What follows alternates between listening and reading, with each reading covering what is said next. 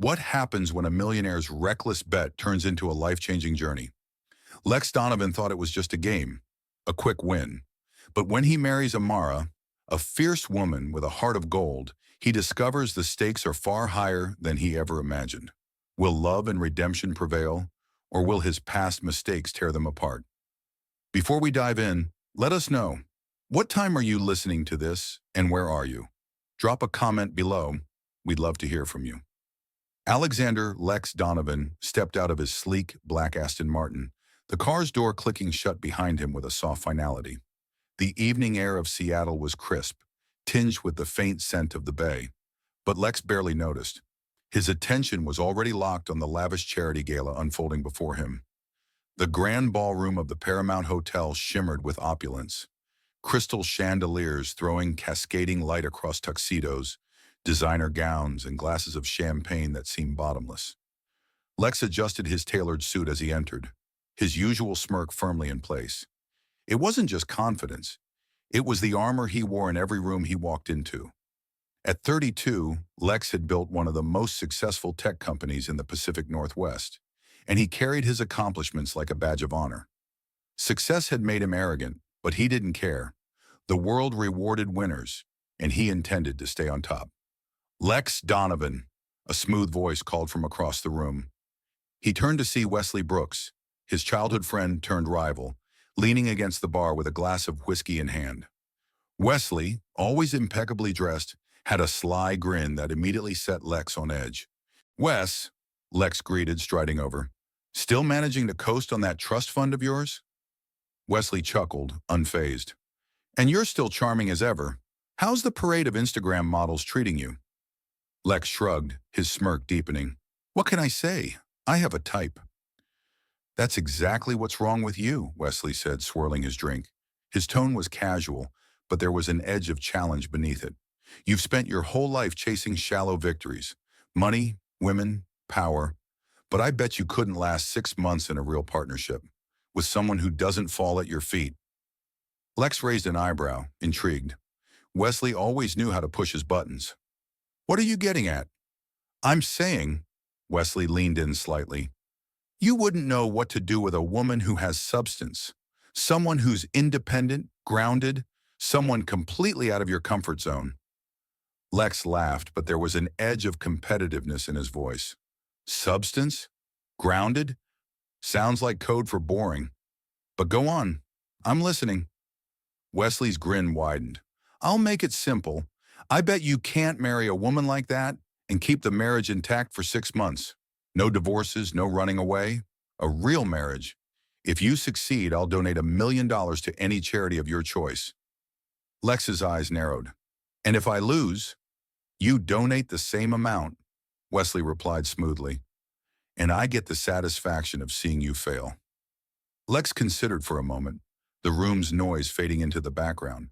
He loved a challenge, especially one that played to his competitive nature. "All right," he said, extending a hand. "You've got yourself a deal." "Perfect," Wesley said, shaking his hand. Then with a mischievous gleam in his eye, he added, "I've already got someone in mind. Amara Winslow. She runs an orphanage over in Rainier Valley. Smart, fierce, doesn't have time for games." Lex scoffed. "An orphanage? That's the best you could come up with?" "Don't underestimate her," Wesley warned. "She's nothing like the women you're used to. She's different. If you're as good as you think you are, it should be easy, right?" The name Amara Winslow lingered in Lex's mind as Wesley walked away. He'd never backed down from a bet before, and he wasn't about to start now. How hard could it be? A few months, some charm, and he'd walk away a winner. Again. Far across the city, Amara Winslow sat in her cramped office at the Rainier Valley Orphanage. The fluorescent light flickered slightly as she sifted through a pile of overdue bills. The orphanage was her life's work, a legacy left to her by her parents. But keeping it afloat was becoming harder with each passing month. When the phone rang, she hesitated before picking it up. "Amara Winslow speaking," she answered, her tone weary. "Ms. Winslow," came a smooth voice, "this is Alexander Donovan. I've heard about the work you're doing at the orphanage, and I'd like to help." Amara frowned, suspicion prickling at her. Wealthy strangers rarely called with altruistic motives. Help? She repeated, her voice guarded. Yes, Lex continued. I'd like to meet and discuss how I can support your cause. Perhaps over coffee? Amara hesitated, her instincts telling her to say no. But the orphanage was in trouble, and she couldn't afford to turn down a potential benefactor. All right, she said finally. Let's meet tomorrow. But let me be clear. If you're wasting my time, don't bother showing up. Lex chuckled, sensing her resolve. I wouldn't dream of it, he replied smoothly. As Amara hung up, she couldn't shake the feeling that this Alexander Donovan was trouble. And yet something about his voice hinted at a story she didn't yet understand. The Rainier Valley Orphanage stood in sharp contrast to the sleek, polished world Lex Donovan was used to. The building, though worn down, exuded a quiet charm. Its brick facade bore the scars of time, with ivy creeping up one side as if trying to protect it from the elements. Lex pulled up in his luxury car, the engine's soft hum drawing the curious eyes of a few children playing on the cracked pavement. He stepped out, smoothing the lapel of his tailored suit. The sharp lines of his attire felt out of place against the humble backdrop. A small boy, no older than 8, stared at him wide-eyed. Nice car, the boy muttered, his voice filled with awe. Lex gave a polite nod, unsure how to respond. Thanks, kid. Before he could say more, the front door creaked open, and Amara Winslow stepped out. She was dressed in jeans and a simple blouse, her dark curls pulled back into a no-nonsense ponytail. Her eyes, sharp and calculating, swept over him like a scanner. You must be Alexander Donovan, she said, crossing her arms. Her tone was neutral, but her posture screamed skepticism. Lex, he corrected smoothly, offering a hand. And you must be Amara Winslow. I've heard a lot about you. Amara didn't take his hand. Instead, she gestured toward the orphanage. Let's talk inside, she said curtly. Lex followed her into the building, noting the faint smell of old wood and lemon cleaner. The orphanage's interior was clean, but modest. Patchwork furniture, faded rugs, and walls adorned with crayon drawings from the children who called this place home. It was a far cry from the luxurious environments he frequented. Amara led him to a small office at the back. The desk was cluttered with papers and files, and a half-empty coffee mug sat precariously on one corner. She motioned for him to sit while she took the chair opposite him. So, she began, leaning forward slightly, why is a tech millionaire interested in a struggling orphanage in Rainier Valley? And spare me the sales pitch. I've heard them all. Lex chuckled, though her bluntness caught him off guard. I admire your work, he said, meeting her gaze. I think supporting causes like yours is important. It's about giving back, making a difference. Amara raised an eyebrow, her skepticism deepening. Giving back? Making a difference? Sounds like something you'd put on a brochure. What do you really want, Mr. Donovan? Her question hung in the air, sharp and unyielding. For a moment, Lex hesitated. He wasn't used to being challenged so directly. I'll admit, he said carefully, my reputation isn't exactly philanthropic, but I'm looking to change that. Your orphanage seemed like the perfect place to start. Amara studied him in silence, her eyes searching for cracks in his polished facade. All right, she said finally. Let's say I believe you. What's your plan? A big check and a photo op? Because if that's all you've got, you can save yourself the trouble. Lex smirked, leaning back in his chair. You're not like anyone I've met before, Miss Winslow. I like that. Amara rolled her eyes. Flattery won't get you far here. Before Lex could respond, a loud crash echoed from down the hall, followed by a child's cry. Amara shot to her feet, her demeanor shifting instantly. Stay here, she ordered, disappearing through the door. Lex watched her go, a flicker of curiosity sparking in his mind. There was something about her, something he couldn't quite put his finger on. She was strong, unyielding, and entirely uninterested in his charm. A few minutes later, Amara returned, her expression softening slightly. One of the kids knocked over a lamp, she explained. No major damage. Lex nodded, his smirk returning. You handle crises well. It's part of the job, Amara replied. Speaking of which, I have work to do. If you're serious about helping, we can continue this conversation over coffee tomorrow. There's a diner down the street, 7 a.m. sharp. Don't be late. Lex stood, adjusting his jacket. I'll be there, he said confidently. As he left the orphanage, the sound of children's laughter followed him. For the first time in a long while, Lex felt intrigued. Amara Winslow wasn't going to be an easy challenge, but that only made the bet more interesting. The early morning air carried a sharp chill as Lex parked his car in front of the small diner Amara had mentioned. The place was humble, nestled between a laundromat and a hardware store, with a faded sign that simply read Maggie's. Lex stepped out of his car, his polished shoes clicking against the pavement. This wasn't his usual kind of meeting spot, but he wasn't about to back down. Inside, the diner was buzzing with quiet energy. The clatter of plates and the low murmur of conversation created a comfortable hum. Lex spotted Amara sitting in a booth by the window, her hands wrapped around a steaming mug of coffee. She wore a simple sweater and jeans, her curls framing her face in an unintentional halo. "You're on time," she remarked as he approached. Lex slid into the seat across from her, flashing his signature smirk. "I said I'd be here, didn't I?" Amara set her mug down, her expression unreadable. "All right, Donovan, let's get to it. You said you wanted to help the orphanage. I'm listening." Lex leaned forward, his demeanor shifting slightly.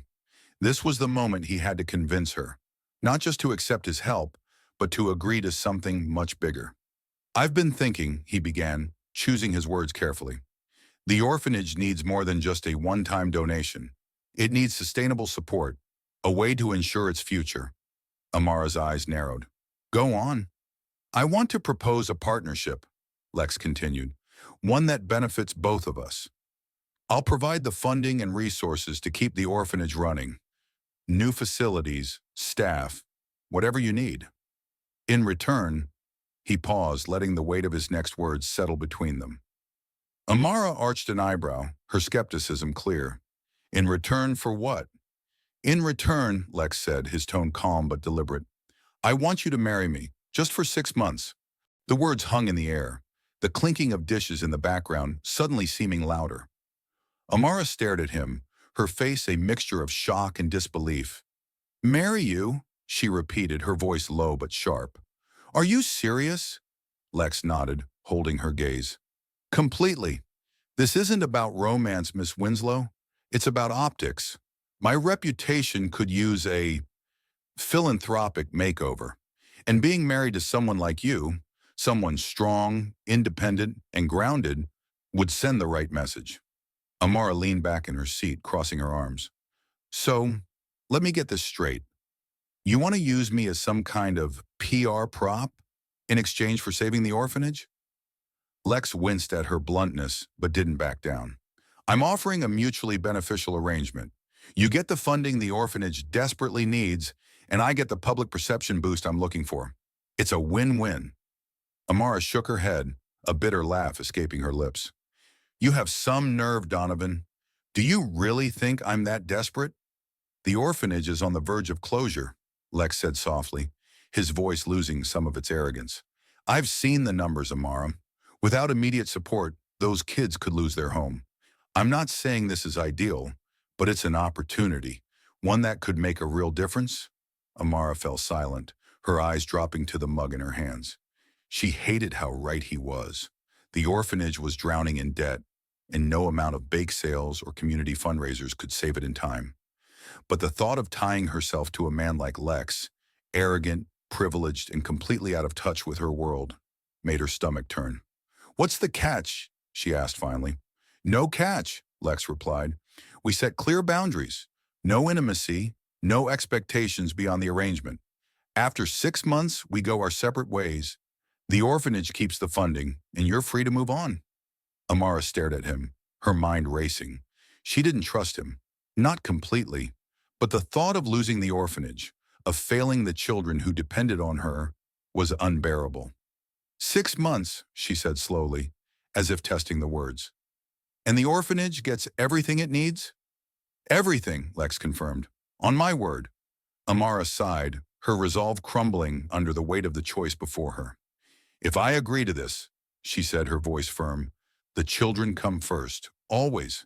If you so much as try to play games with me, I'm out. Do you understand? Lex nodded, a flicker of respect crossing his face. Understood. All right, Amara said, her tone heavy with resignation. You've got yourself a deal. For the first time, Lex's smirk softened into something almost genuine. Thank you, he said simply. But as Amara looked out the window, the weight of her decision settling over her, she couldn't shake the feeling that she had just made a deal with the devil. The courthouse wedding was as cold and impersonal as Amara had imagined. No flowers, no music, and definitely no heartfelt vows. The clerk shuffled papers with disinterest while Lex stood beside her, looking like he belonged in the pages of a fashion magazine. His sharp suit screamed luxury, but his expression was unreadable. Do you, Alexander Donovan, take Amara Winslow to be your lawful wedded wife? The clerk droned, her monotone voice barely rising above the hum of fluorescent lights. I do, Lex said, his tone smooth and confident, as though he were sealing a business deal. Amara stiffened, her heart pounding. I do, she echoed reluctantly, the words tasting foreign on her tongue. With a quick signature and the clerk's barely enthusiastic, congratulations, it was done. Amara glanced at her hand, the modest band Lex had insisted on already feeling heavy. The weight of her decision pressed down on her chest, but she reminded herself why she had agreed to this farce. The children needed her to see this through. Lex offered his arm with a faint smile. Shall we? He said, his tone light as if they had just wrapped up a casual meeting. Amara hesitated before slipping her hand into the crook of his elbow. His touch was firm, steady, but it did nothing to calm the unease curling in her stomach. The ride to Lex's penthouse was silent, the city rushing past in a blur of lights. Amara stared out the window, trying to reconcile the surreal turn her life had taken. The man beside her, though calm and composed, felt like a storm waiting to break. The elevator ride to the top floor was excruciatingly quiet. When the doors opened, Amara stepped into Lex's world, a sprawling penthouse with floor-to-ceiling windows that offered a breathtaking view of the Seattle skyline. Everything about the space screamed wealth and power, from the sleek furniture to the priceless art adorning the walls. Welcome home, Lex said, his voice laced with irony. Amara shot him a look, her skepticism unyielding. Home? Let's not pretend this is anything more than what it is. Lex shrugged, unbothered by her sharp tone. Fair enough. Your room is down the hall, second door on the left. I've had it set up to your specifications. She nodded curtly and disappeared into the room, shutting the door behind her with a decisive click. Inside, she found a cozy but minimalist space, a stark contrast to the rest of the penthouse. There was no opulence here, just simple furniture and neutral tones. A small part of her appreciated the effort, but it wasn't enough to ease the tension in her chest. The days that followed were a whirlwind of public appearances and thinly veiled performances. Lex wasted no time introducing Amara to his high society world, parading her at galas and charity events. Amara, though graceful under pressure, often felt like an outsider in these settings. The women in their designer gowns regarded her with barely concealed disdain, while the men's polite smiles carried an undercurrent of condescension. Keep your chin up, Lex murmured during one such event, leaning in as though sharing a private joke. They'll eat you alive if they sense weakness. I'm not weak, Amara shot back, her eyes narrowing. Lex's smirk returned, but this time there was a flicker of respect in his gaze. Good, because you'll need that backbone if we're going to survive this. While Lex navigated the world of wealth with ease, Amara remained deeply connected to the orphanage. She spent her mornings there working tirelessly to implement the improvements Lex had funded. The children adored her, and their laughter was a balm to her frayed nerves. One morning, as Amara helped Malik with his homework, a shadow fell over them. She looked up to find Lex standing in the doorway, an unusual expression on his face. Amara, he said, his voice softer than she was used to. Do you have a minute? She nodded, rising to follow him into the office. Lex closed the door behind them, his demeanor uncharacteristically serious. I've been thinking, he began, his hands resting on the desk, about how we can improve the orphanage long term. These kids deserve more than just a quick fix. Amara crossed her arms, studying him carefully. And what's your angle, Donovan? More PR points? Lex frowned, clearly irritated. Do you always assume the worst about people? With you? Yes, she said bluntly. For a moment he looked like he wanted to argue, but then he sighed.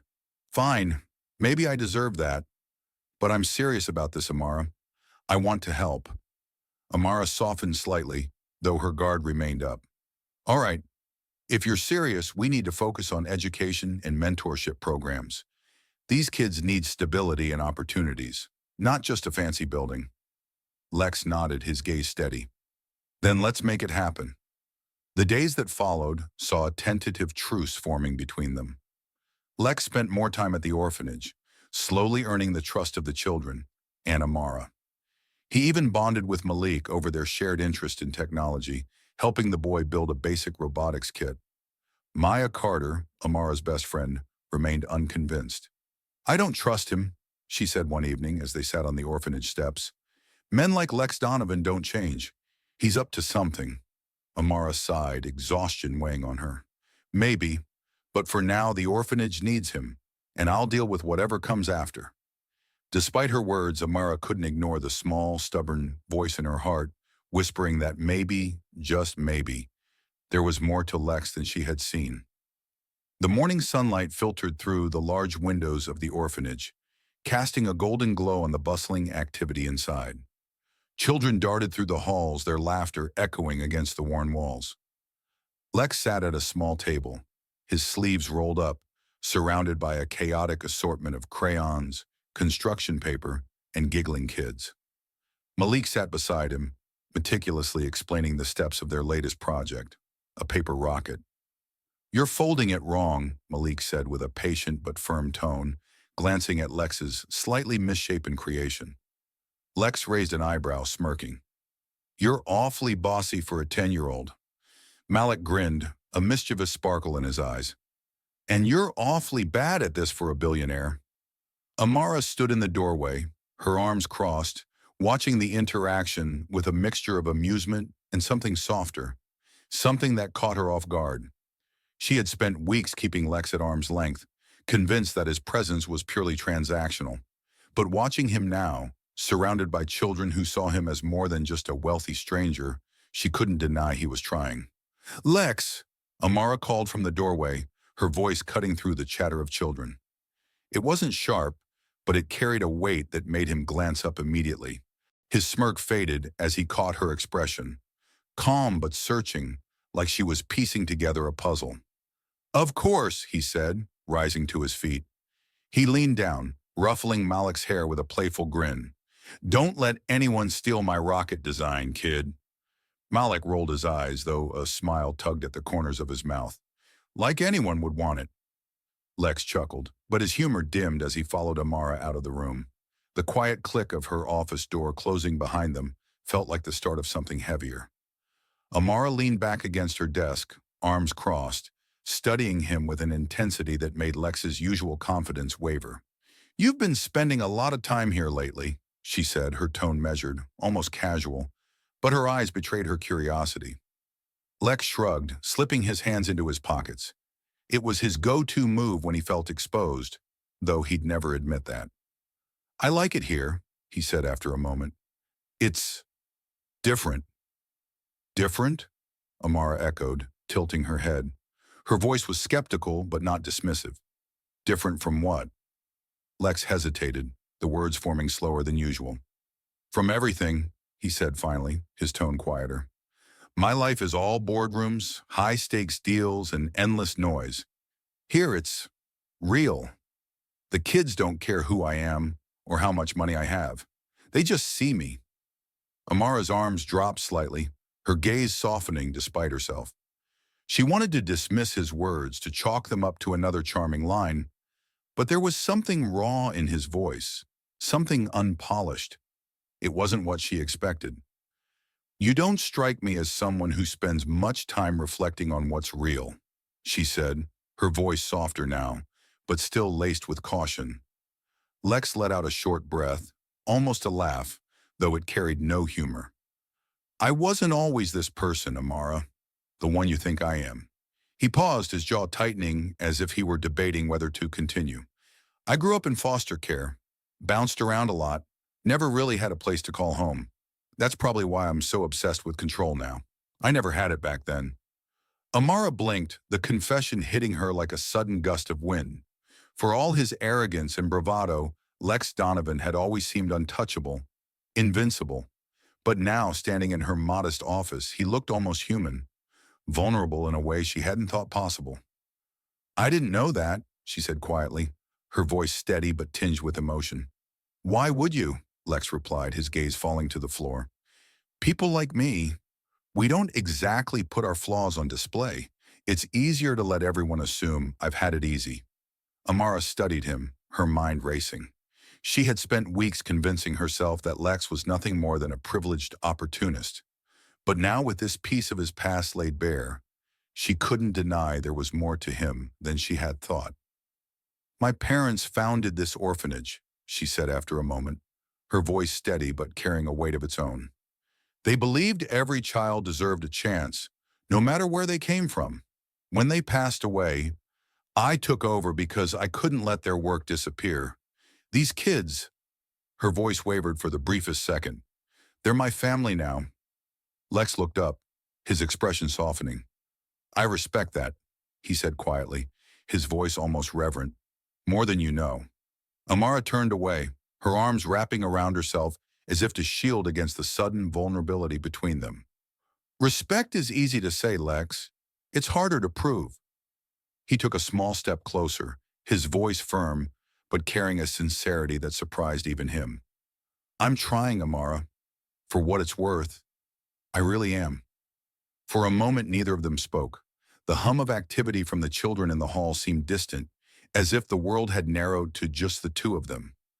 Amara's grip on her guarded resolve wavered. She didn't trust him, not completely, but for the first time, she wondered if maybe, just maybe, there was a side of Lex Donovan worth believing in. Later that afternoon, Lex stayed behind to help Malik with a new project, a small robotics kit Lex had brought as a surprise. Amara watched from the doorway, her heart tugged by the sight of Malik's wide grin as he connected wires under Lex's guidance. It wasn't just the children who were warming to Lex, against her better judgment, so was she. That evening, as Amara walked Maya Carter to her car, her friend's skepticism was evident. He's charming, I'll give him that, Maya said, folding her arms. But don't forget why he's here, Amara. Men like Lex Donovan don't just wake up one day and decide to care. I know, Amara said quietly, but there's more to him than I thought. He's not just some shallow rich guy. He's been through things, Maya. And you think that excuses whatever game he's playing now? Maya asked, her voice sharp. Lex followed her gaze, his jaw tightening. Ignore him. But Wesley had no intention of being ignored. He sauntered over, his every movement oozing confidence. Lex, he said smoothly, clapping him on the shoulder. And the lovely Mrs. Donovan. You're both the talk of the evening. Amara's expression hardened. She didn't like Wesley. There was an undercurrent of calculation in everything he did. Wesley, Lex said coolly. What do you want? Wesley smirked. Just thought I'd stop by and congratulate you on your latest project. Quite the charitable effort, wouldn't you say? Amara's eyes narrowed. What's that supposed to mean? Wesley's gaze flicked to her, his smile widening. Only that Lex here has always had a knack for making strategic moves. He's a master at turning everything into a win for himself. The insinuation was Lex followed her gaze and lost on Amara. Her stomach tightened as she looked at Lex, who avoided her gaze. Wes, don't, Lex warned, his voice low. But Wesley was undeterred. Oh, come on, Lex. Don't act like this wasn't a brilliant play. Betting $1 million that you could pull this off?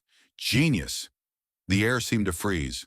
Amara's chest tightened, her breath catching as the words sank in. She turned to Lex, her voice barely above a whisper.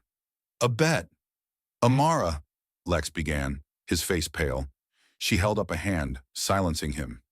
Is that what this is? Some kind of game to you? Lex's silence was answer enough. Without another word, Amara turned and walked away, her heels clicking against the polished floor. The room's noise seemed distant, muffled by the roar in her ears. Amara, wait! Lex called, following her into the corridor. She spun around, her eyes blazing with fury. You used me. This whole time it was about your ego, wasn't it? Just another deal to close. Another victory to notch on your belt. It's not like that, Lex said, his voice desperate. Yes, the bet started this, but it's not why I stayed. Then why did you? Amara demanded. Tell me, Lex. Was it guilt? Pity? Or were you just bored? Lex opened his mouth, but no words came. For the first time, the man who always had a smooth answer was at a loss. That's what I thought, Amara said bitterly, turning on her heel. He watched her leave, the weight of his choices pressing down on him. For the first time in years, Lex Donovan felt powerless, and it was a feeling he didn't know how to face. The orphanage was quiet when Amara returned. She slipped into her office, shutting the door behind her, and sank into her chair. Her hands trembled as she buried her face in them, the reality of Lex's betrayal crashing over her. A soft knock interrupted her thoughts. Miss Amara? She looked up to see Malik standing in the doorway, his expression worried. What is it, sweetheart? She asked, forcing her voice to steady. You okay? He asked, stepping closer. Amara managed a small smile, her heart aching at his concern. I'm fine, Malik. Just a long night. He nodded, though he didn't look convinced. Mr. Lex isn't a bad guy, you know. He's not perfect, but he cares about you. And us. Amara's throat tightened. She wanted to believe that. But the memory of Wesley's words lingered, sharp and unforgiving. Get some sleep, Malik, she said gently. As he left, Amara leaned back in her chair, staring at the ceiling. She had trusted Lex, against her better judgment, and he had let her down. Now she had to decide whether to fight for the orphanage alone or risk trusting him again. Lex sat in his office, staring blankly at the city skyline. The usual satisfaction he felt from his view of the Seattle skyline was gone, replaced by a gnawing emptiness. Wesley's smug grin, Amara's furious words, and the way she walked away haunted him. For years, Lex had prided himself on being in control of his business, his image, and every move he made. But this time he had miscalculated. He hadn't anticipated how deeply he'd come to care for Amara or how much losing her would hurt. He picked up his phone and stared at the screen. Every instinct told him to call her, to apologize, to explain. But he knew words wouldn't be enough. Amara wasn't the type to be swayed by apologies. She needed actions, not promises. The next morning, Lex made a decision. He walked into his company's boardroom, interrupting a meeting with a wave of his hand. Cancel my appointments for the week, he said, his voice leaving no room for argument. His assistant hesitated. Mr. Donovan, you have several. I don't care, he interrupted. Cancel them. I have something more important to handle. At the orphanage, Amara threw herself into work, trying to ignore the ache in her chest. She had always known Lex was trouble, but part of her had dared to believe he might be different. She should have known better. The sound of children laughing outside broke her thoughts. She stood at the window and watched as Malik raced across the yard, his joy infectious. For all her heartbreak, the children reminded her why she couldn't afford to falter. A knock at the door startled her. Come in, she called, setting down the papers she'd been reviewing, expecting one of the staff. Instead, Lex stepped inside, and for a moment, Amara blinked in surprise. He wasn't wearing his usual polished suit that screamed wealth and authority. Instead, he had on a simple jacket and jeans. His hair was slightly disheveled, and his expression lacked its usual air of confidence. There was something vulnerable about him that immediately caught her off guard. What are you doing here? She asked, her tone sharp as she crossed her arms. I need to talk to you, Lex said, stepping further into the room. There's nothing left to say, Amara replied curtly, leaning against the edge of her desk. Lex didn't flinch at her tone. Instead, he met her gaze steadily, his voice calm but resolute. Then don't say anything, just listen. Amara sighed heavily, her fingers tightening against her arms. Fine. Say what you need to say and leave. Lex nodded, swallowing hard before he began. I know I've screwed up, he admitted, his voice steady but tinged with regret. The bet? Yes, it was selfish, and it was stupid. But it stopped being about that a long time ago. Amara raised an eyebrow, her expression unreadable. Oh, and what exactly did it become about, Lex? Redemption? Charity? Or was it still just about you? Lex exhaled, the weight of her words hitting him. It became about you, Amara, he said quietly. I stayed because I saw what you were doing here, what you've built. This place, these kids, it's extraordinary, and so are you. I stayed because I care about you, more than I thought I ever could. Amara's eyes narrowed, but she didn't interrupt. Her silence, though, felt as heavy as a hammer poised to fall. Lex pressed on. I know words aren't enough. They never will be. That's why I'm not here to throw excuses at you. I'm here to prove it. No games, no strings attached. Her expression didn't waver. Prove what, Lex? She asked, her voice low but cutting. That I'm not the same man who made that bet, he replied. That I want to help this orphanage. Not because of some deal, but because it's the right thing to do. And because you deserve that. You deserve more than what I've given you so far. Amara let out a bitter laugh, though there was no humor in it. You think throwing money at this place will fix everything? Lex shook his head. No, he said firmly. That's why I'm not just writing a check. I'm going to work here. Volunteer, fundraise, whatever it takes. I want to earn your trust, Amara. I know it won't be easy, but I'm willing to do the work. She tilted her head, her eyes searching his face for any trace of deceit. You're serious? Completely, Lex said, his voice unwavering.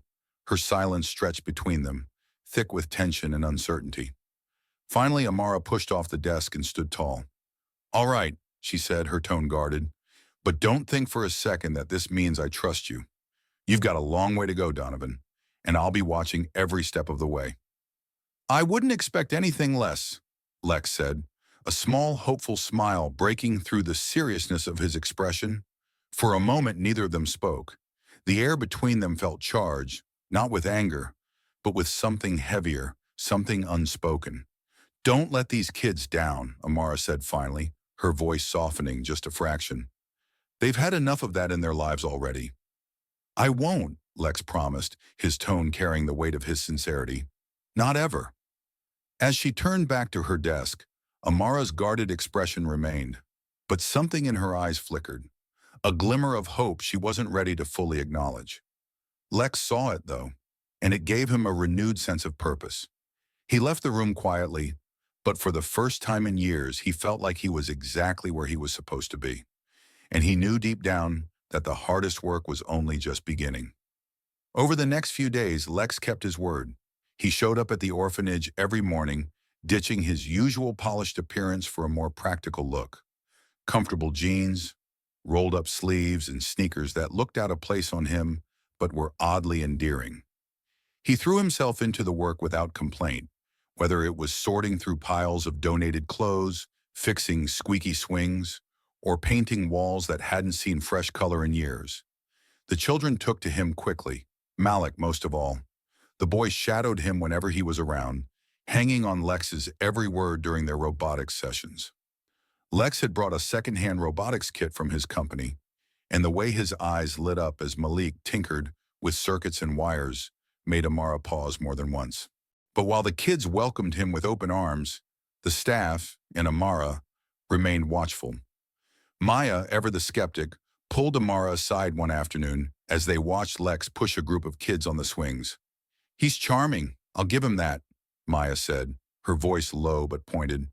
The kids are eating it up, but you can't tell me you believe this transformation of his is real? Amara crossed her arms, unsure of her own answer. I don't know, she admitted.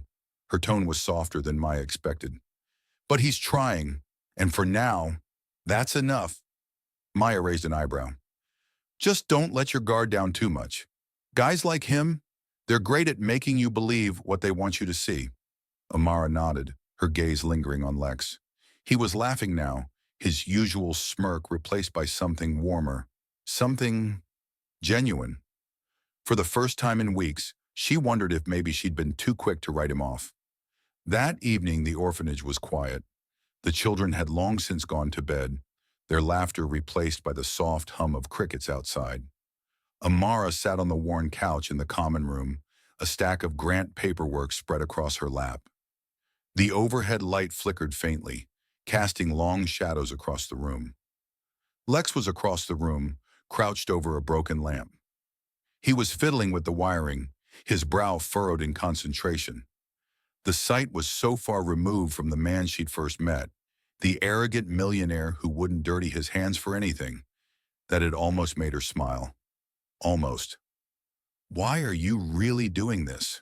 Amara asked suddenly, her voice breaking the comfortable silence that had settled between them. Lex looked up, startled by the question. He set the lamp aside and straightened, his eyes meeting hers. "What do you mean?" "I mean, this." She gestured vaguely around the room. "All of it. The work, the effort, the time you're putting in. What's your real motive, Lex? Because I don't believe it's as simple as you just wanting to help." Lex leaned back against the edge of the table, crossing his arms. For a moment he was silent, his gaze dropping to the floor as though he were searching for the right words. When he spoke, his voice was quieter than she'd ever heard it. "Because I want to be better," he said simply. He looked up, his expression unguarded in a way that caught Amara off guard. "For you, for them, but mostly for me." Amara frowned, confused. "For you?" Lex nodded, his voice gaining strength. "I've spent my whole life chasing things that don't matter. Money, success, status. They were all distractions. Things to keep me from facing the fact that I didn't have anything real. No family, no connection. Nothing that felt like it mattered. But here," he paused, glancing toward the hall where the children were sleeping. "Here, it's different. These kids, this place, it's real. It matters. And for the first time, I feel like I'm a part of something bigger than myself." Amara's chest tightened at his words. She had never expected Lex Donovan to say something so raw, so honest. It made her heart ache in a way she wasn't ready to face. "You say that now," she said, her voice softer than she intended. "But words are easy, Lex. Proving it, that's harder." "I know," he said, stepping closer. His tone was steady, resolute. "But I will prove it. I'm not the same man who walked into this orphanage a few weeks ago. And I'm not walking away from this, Amara. Not from you, not from them." Amara's breath caught at the intensity in his gaze. For a moment she felt her walls begin to crack, her carefully guarded heart daring to believe he might mean it. But she couldn't let herself hope. Not yet. "I hope you're telling the truth," she said quietly, her voice barely above a whisper. "Because if you let these kids down, Lex, I'll never forgive you." "I won't," he promised, his voice unwavering. "Not now. Not ever." They stood there for a moment, the silence between them heavy but not uncomfortable. It wasn't forgiveness, not yet, but it was a beginning. As Amara returned to her paperwork and Lex went back to fixing the lamp, neither of them spoke again. But something unspoken hung in the air between them, a fragile connection that felt for the first time real. It was a quiet evening at the orphanage, the kind Amara usually cherished. The children had settled in for the night, their laughter and footsteps replaced by the soft hum of crickets outside. Amara sat in her office, sifting through financial reports, her brow furrowed in concentration. Despite Lex's recent efforts, the orphanage's future was still precarious. A knock at the door broke her focus. "Come in," she called, expecting one of the staff. Lex stepped in, holding a cup of coffee in one hand and a folder in the other. "I thought you could use this," he said, setting the coffee on her desk. "Thanks," she murmured, glancing up briefly before returning to her paperwork. Lex hesitated before sitting across from her, the folder still in his hand. His usual confidence was replaced by a rare nervousness. "I need to talk to you about something," he said, his voice uncharacteristically quiet. Amara looked up, sensing the weight in his tone. "What is it?" He slid the folder across the desk. "I've been doing some digging. On the orphanage, the land, the finances. I thought I could find a way to help. Maybe identify new funding sources or grants." Amara opened the folder, her eyes scanning the documents inside. Her heart sank as she took in the details. "This land," she began, her voice trailing off. It's worth a fortune, Lex finished for her. Developers have been circling it for years. They want to buy it and turn it into luxury condos. That's why you've been struggling to secure funding. Someone's been deliberately cutting off your resources to pressure you into selling. Amara's stomach twisted. She had suspected there were forces working against her, but seeing the proof in black and white made her anger flare. So that's it, she said bitterly. They're trying to force us out. I won't let that happen, Lex said firmly. We'll fight them, together.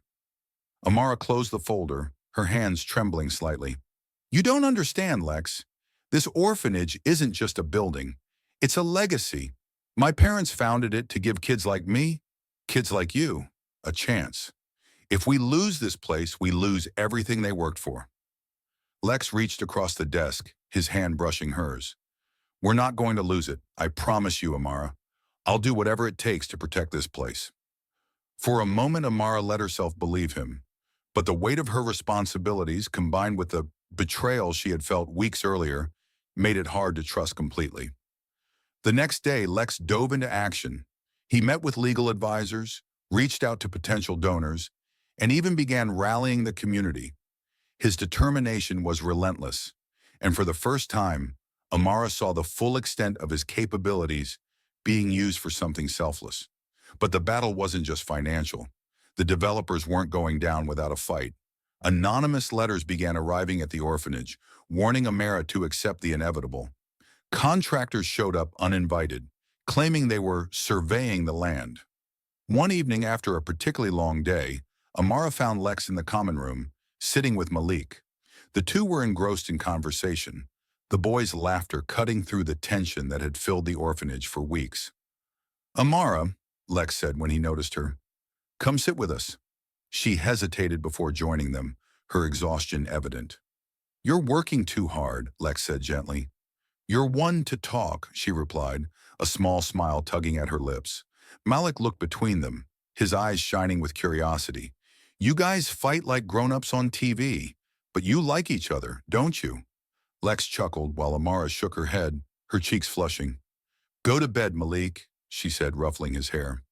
Okay, but I'm right, he said with a grin before running off. As the boy disappeared up the stairs, Lex turned to Amara. He's not wrong, you know. Amara sighed, leaning back against the couch. Lex, I don't know what to think anymore. You've done so much, but I can't forget how this all started. I know, he said, his voice steady. And I don't expect you to forget, but I hope you can see that I'm not the same man who made that bet. I care about this place, about these kids, and about you. Amara's heart ached at his sincerity, but she wasn't ready to let her guard down completely. Actions speak louder than words, Lex, and right now, we've got a fight to win. Lex nodded, a determined glint in his eye. Then let's win it. In the days that followed, Amara and Lex worked side by side, their partnership growing stronger with each challenge they faced. Slowly but surely, the community rallied behind them, bringing hope where there had once been doubt. But as they prepared for the next battle in their fight to save the orphanage, Amara couldn't shake the feeling that the real test was still ahead. The courtroom was stifling, despite the buzzing air conditioning. Rows of supporters and skeptics filled the seats, all gathered to witness the battle for the Rainier Valley Orphanage. Lex Donovan sat beside Amara, his jaw tight, his usual confidence replaced by grim determination. Weeks of preparation had led to this moment. The developers, backed by high-powered lawyers, had filed a claim to force the sale of the orphanage's land, citing zoning loopholes and financial instability. Lex had used every connection, every ounce of influence, to mount a defense. But now the outcome was out of their hands. Amara's voice was steady as she gave her testimony, recounting the history of the orphanage and the community it served. Her words painted a vivid picture of the children who called it home, the lives it had saved, and the legacy her parents had left behind. The developer's lawyer smirked, leaning back in his chair as he questioned her. Ms. Winslow, with all due respect, wouldn't the children benefit more from modern facilities and better funded programs?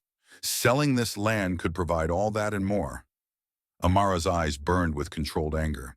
And where would they go in the meantime? A warehouse? A temporary shelter? These children don't need promises. They need stability. They need a home. The courtroom murmured in agreement, and Amara caught a glimpse of Lex's approving nod. Later that evening, back at the orphanage, Lex found Amara sitting on the front steps, staring at the darkened skyline. She looked exhausted but resolute. "You were incredible in there," Lex said, sitting beside her. "Thanks," she replied, her voice tinged with weariness. "But it might not be enough. They have more money, more power, more everything." Lex hesitated before speaking, his voice low. "Amara, there's something I need to tell you." She turned to him, her brow furrowed. "What is it?"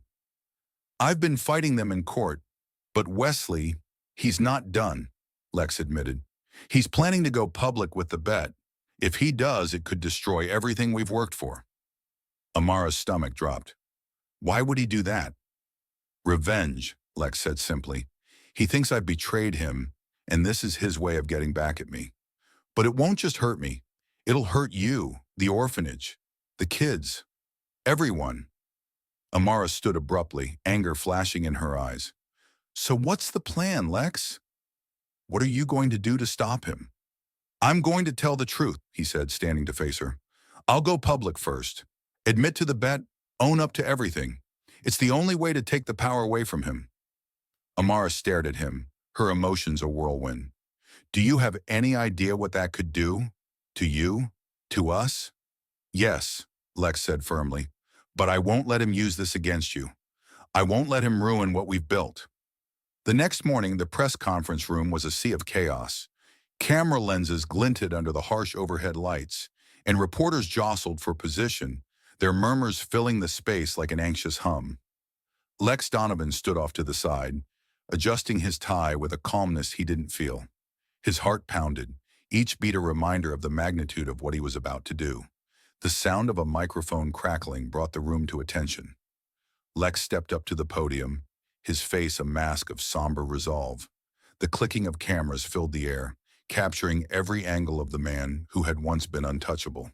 He gripped the edges of the podium, his knuckles white. "I have a confession to make," he began, his voice steady but carrying the weight of his regret. "Several months ago, I made a bet, a selfish, thoughtless bet. I wagered that I could convince Amara Winslow to marry me, believing it would benefit my image. It was wrong, and I take full responsibility for my actions." A gasp rippled through the room, followed by a flurry of whispers. Reporters scribbled furiously in their notebooks, their eyes darting between Lex and their colleagues. Lex paused, letting the gravity of his admission settle. He took a deep breath and met the sea of curious and judgmental faces before him. "At the time, I saw it as just another game, a challenge to conquer. But when I met Amara, I realized how wrong I was. I saw the incredible work she was doing at the Rainier Valley Orphanage, and it opened my eyes. I began to understand how shallow my life had been, how much I had taken for granted." The room grew still, the weight of his words commanding attention. Lex's voice softened, yet it carried an unshakable conviction. "Amara Winslow is the most extraordinary person I've ever met. She's dedicated her life to helping children who have nowhere else to go, who have no one else to fight for them, and she has shown me what it truly means to care, to give without expecting anything in return." From the back of the room, Amara watched, her arms crossed tightly against her chest. She had come to see if Lex's actions would match his words, if his heart had truly changed.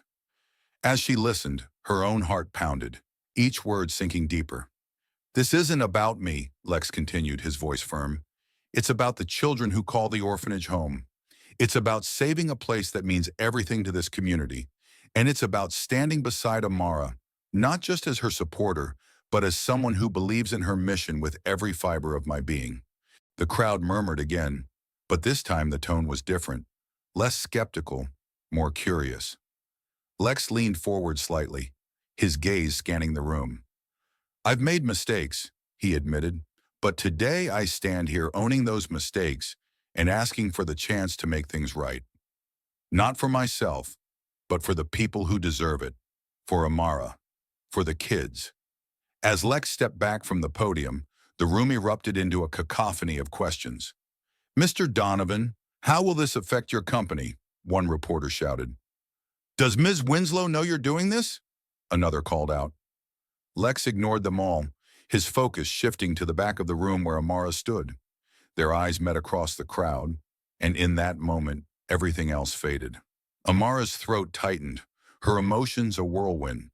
She saw the raw sincerity in his expression, the vulnerability he had never shown before. For the first time, she believed him. Not just his words, but the man he was becoming. As the press swarmed forward, Amara slipped out of the room, needing space to process the emotions crashing over her.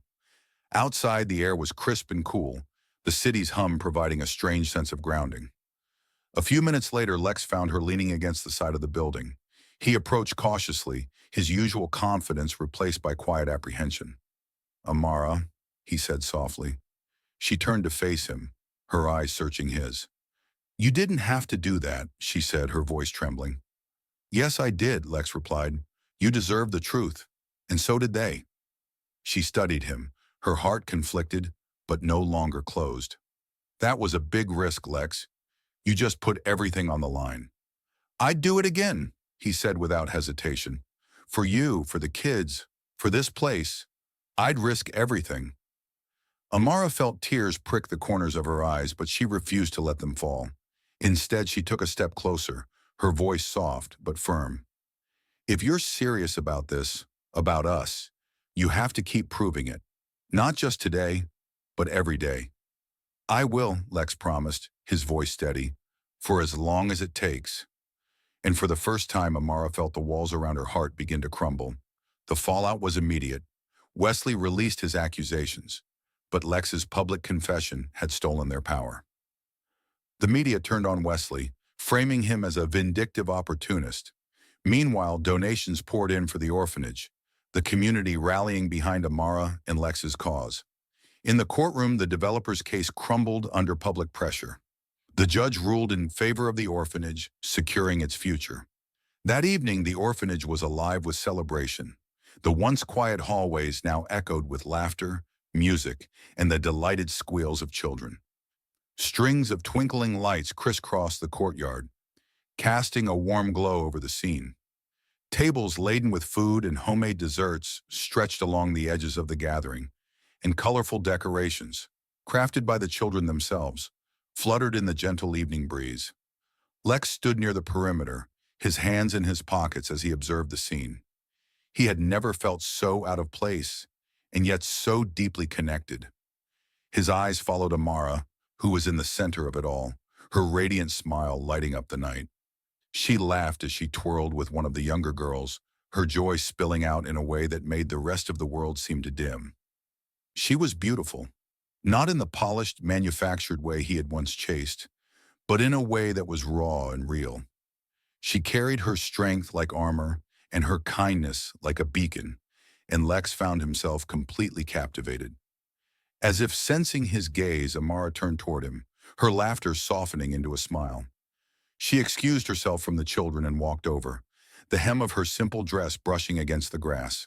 When she reached him, her eyes searched his, her expression a blend of gratitude and something deeper.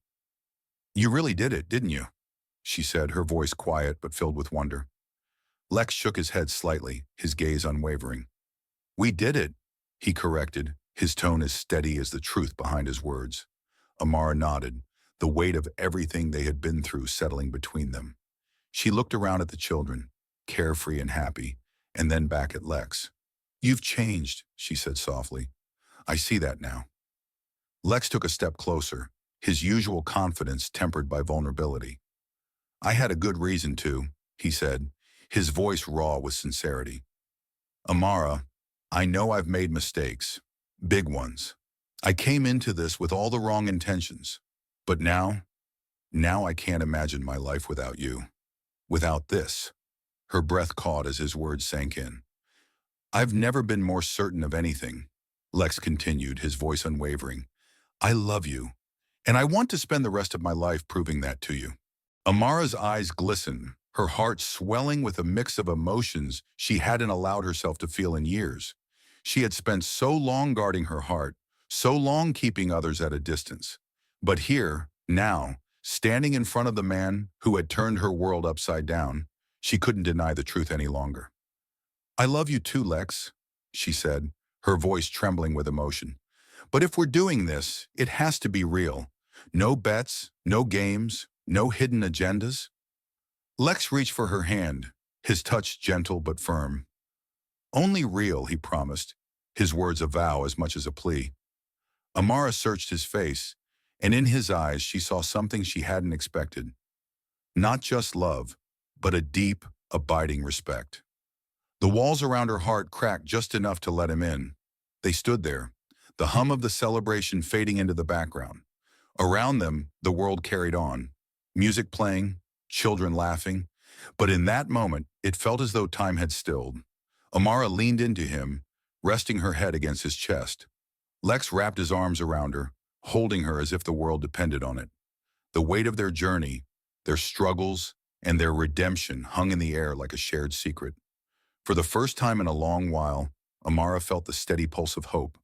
Hope for herself, for the children, and for the future she was ready to build with Lex by her side. As they stood together, wrapped in each other's warmth, the noise of the world faded away entirely. All that remained was the quiet promise of love and the certainty that they had found something worth fighting for. The sun was setting over Rainier Valley, casting a golden glow across the newly renovated orphanage. The once faded brick walls now stood strong, adorned with vibrant murals painted by the children. The playground, once a patch of dirt and broken equipment, now gleamed with new swings, slides, and a basketball court. It wasn't just a building anymore. It was a testament to resilience, love, and a community that refused to give up. Amara stood on the front steps, her arms crossed as she watched the children play.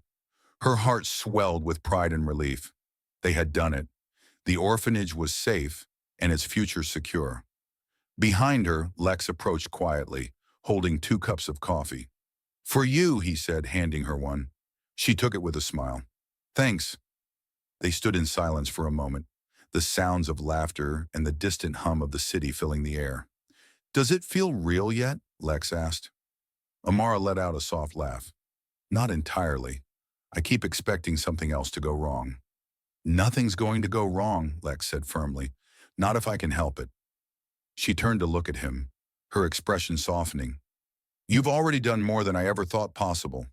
Thank you, Lex, for everything." He met her gaze, his own filled with quiet intensity. "You don't have to thank me, Amara. This is where I'm supposed to be. With you, with them." 2 months later, the orphanage held a grand reopening celebration. Community members, donors, and families gathered to witness the transformation. Lex and Amara stood side by side, greeting guests and thanking them for their support. When it was time for the ribbon cutting, Malik stepped forward, holding the oversized scissors with a grin that lit up his face. "This is the coolest day ever," he declared, earning laughs from the crowd. As the ribbon fell, the audience erupted into cheers. Amara felt a lump in her throat as she looked at the children, their faces glowing with excitement. Lex leaned in, his voice low. "You did this, Amara." "No," she said, her voice steady. "We did this." Later that evening, after the guests had left and the children were tucked in, Lex led Amara to the newly built garden behind the orphanage. Twinkling lights hung from the trees, and a small table was set with candles and flowers. "What's all this?" she asked, her brow furrowing in surprise. Lex smiled, pulling out a chair for her. "Just a quiet dinner. I figured we deserved it." They sat together, the warmth of the evening wrapping around them like a blanket. Amara couldn't remember the last time she felt so at peace. As the meal came to an end, Lex reached into his pocket, pulling out a small velvet box. He opened it to reveal a simple yet elegant ring. "Amara," he began, his voice steady but filled with emotion, "these past few months have changed my life. You've changed my life. I came into this for all the wrong reasons, but now everything feels right because of you. I don't want to just stand by your side. I want to walk through life with you as your partner, your equal, and your husband. Will you marry me again? For real this time?" Amara's breath caught, tears springing to her eyes. She reached for the ring, her hand trembling slightly. Yes, Lex, she said, her voice breaking. Yes, I'll marry you. Lex slipped the ring onto her finger, his own eyes misting over. They leaned into each other, their foreheads touching as the weight of their journey settled between them. Months later, their wedding was a small, intimate affair held in the orphanage garden. The children served as flower girls and ring bearers, their laughter filling the air. Amara wore a simple, elegant dress, her smile radiant as she walked down the aisle. Lex stood waiting, his heart pounding as she joined him. As they exchanged vows, Lex's voice was steady and sincere. I promise to stand by you, to support you, and to love you with everything I have. You've taught me what it means to truly care, Amara, and I'll spend the rest of my life proving I'm worthy of you. Amara's voice trembled with emotion as she replied, You've shown me that people can change, Lex. That love isn't about perfection. It's about growth, forgiveness, and trust. I promise to love you for who you are and who you'll become. As they kissed, the children erupted into cheers, and the community celebrated the union that had grown from adversity into something beautiful. In the final scene, the auditorium was alive with anticipation. The faint hum of murmurs filled the space as parents, teachers, and students gathered to watch the culmination of the local school's robotics competition. The stage, decorated with bright banners and a row of judges seated in the front, was illuminated by warm, focused spotlights. Lex and Amara sat in the middle of the crowd, their hands intertwined. The air buzzed with energy, but their focus was on one person, Malik. He stood off to the side of the stage, cradling his carefully constructed robot like it was a precious treasure. His face was a mix of excitement and nerves, his small hands fidgeting as he waited for his turn. Look at him, Amara whispered, her voice trembling with pride. He's grown so much. Lex nodded, his own heart swelling. That's because of you, he said, glancing at her. You gave him a home, a chance to shine. Amara's eyes shimmered, but she didn't respond. Instead, she squeezed his hand, their unspoken bond saying more than words ever could. When Malik's name was finally called, the boy froze for a moment. Then, with a deep breath and a determined nod, he walked onto the stage.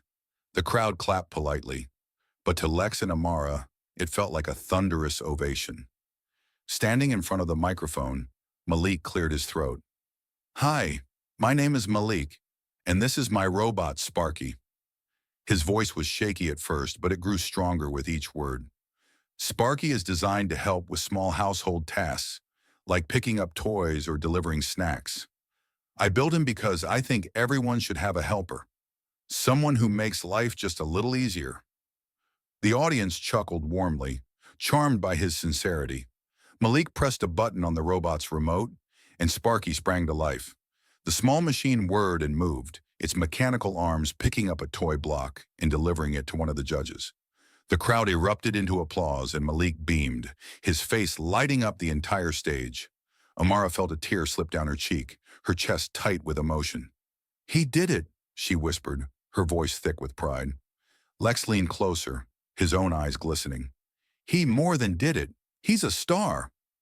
When the judges announced the winners, the moment hung in the air like a fragile bubble. And then, first place goes to Malik and Sparky. The room exploded with cheers and applause. Malik's jaw dropped, his eyes wide with disbelief. He turned to the crowd, searching for the faces he trusted most.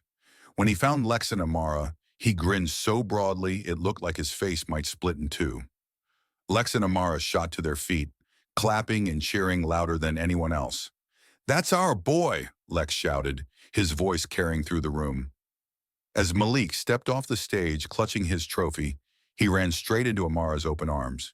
She knelt to his level, holding him tightly. I'm so proud of you, she murmured, her voice breaking. Lex crouched beside them, ruffling Malik's hair. You earned this, buddy. You're incredible. Malik pulled back, his eyes shining with tears. I couldn't have done it without you guys. Amara kissed his forehead, her heart full. You did this, Malik. Your hard work, your passion, this is all you. The three of them stood there, wrapped in an embrace, as the world around them faded.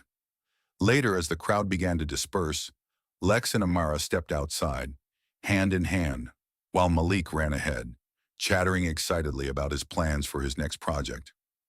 The evening air was crisp, the stars just beginning to twinkle in the night sky. Lex looked at Amara, his expression soft. "This is just the beginning," he said, his voice filled with quiet wonder. Amara turned to him, her eyes reflecting the warmth of the moment. "It always is," she replied, her words carrying the weight of hope and promise. As they watched Malik disappear into the glow of the parking lot lights, Lex and Amara stood together, their hearts united by a love that had been forged through trials, redemption, and unwavering belief in a brighter future. They knew, no matter what came next, they could face it together. As the story of Lex and Amara comes to a close, we're left with an inspiring message. True change is possible, but it requires effort, humility, and the courage to confront one's flaws. Their journey reminds us that redemption isn't about being perfect. It's about growth, resilience, and the power of love to heal even the deepest wounds. What do you think? Can people truly change like Lex did? Would you have given him a second chance if you were Amara? Let us know your thoughts in the comments below. We'd love to hear from you. If you enjoyed this story, don't forget to like, share, and subscribe to our channel for more unforgettable tales filled with lessons, twists, and heart. Thank you for watching, and see you in the next story.